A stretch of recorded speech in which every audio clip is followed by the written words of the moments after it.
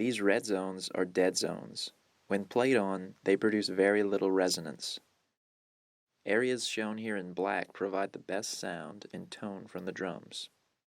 When playing scrapes, we want to find the closest areas possible between the drums that will provide us with the best sound and most efficient motion.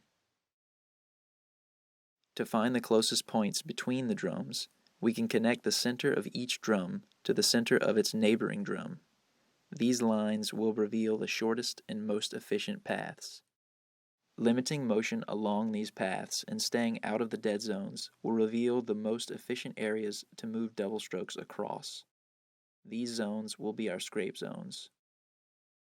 In this video, the scrapes will move across the green zones, and we will play the non-moving doubles in the yellow zones. As always, lead lateral motions with the forearm, not the wrist. Pay attention to how the stick wants to react and bounce with the energy you provide. Use this to your advantage. Use as much free energy as possible. This will help you to stay relaxed.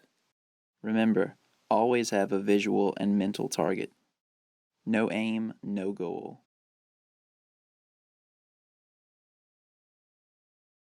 Check out the bead paths of these scrapes.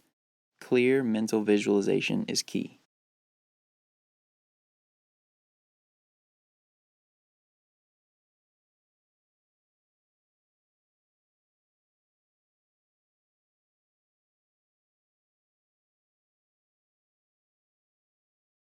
Timestamps for extra reps are in the description, and you can grab the music at quaddrumming.com.